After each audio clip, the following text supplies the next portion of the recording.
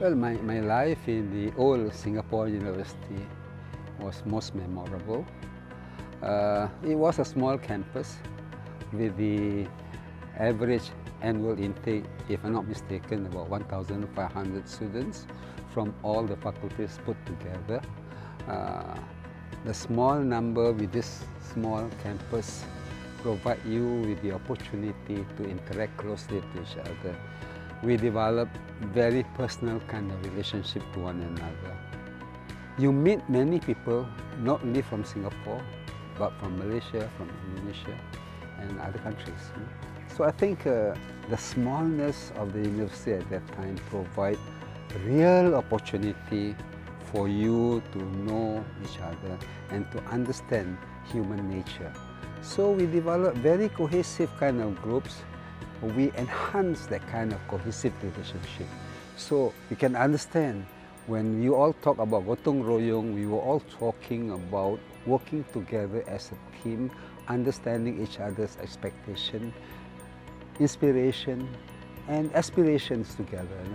And because of that kind of relationship that we established early, until now, many of us, 50 years later, we are still together, we are still meeting, we are still talking, we are still joking, we are still sharing information with one another through the media chats.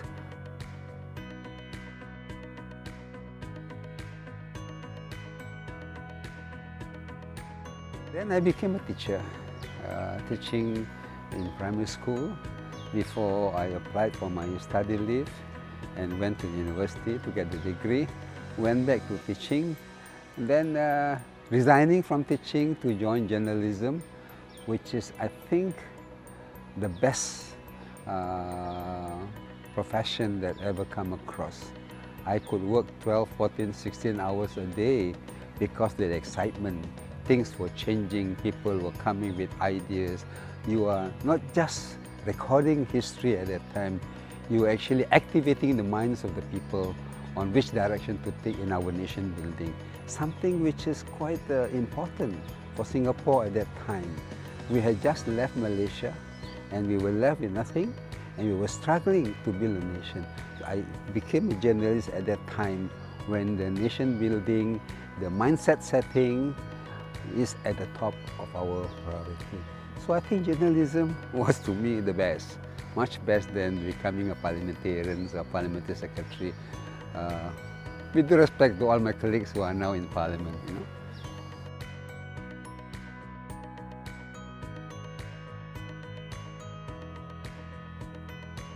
I was a reluctant politician in the sense that I had full faith in the job as a journalist to transform the minds of my community, i.e. the Malays, to join the mainstream of Singapore society. But it came at a time when there was a shift in the leadership in the PAP. So the person who approached me to join the party was none other than the former Prime Minister Goh Chok Tong. He invited me for one-to-one lunch at his office in Dempsey Road when he was the Minister for Defence too, and asked me to join. I repeatedly declined. Then Mr. S. Arnaban, who was the president, but at that time he was the chairman of my Singapore Press Holding Group. He came to visit me when I was doing my fellowship in Cambridge and persuaded me to join. Peter H. L. Lim, my editor-in-chief, also came down to London to talk to me, to persuade me to join politics. So in the end, I prayed to God and asked for God guidance, and I was shown the way to join the politics. So I went into politics in 1984.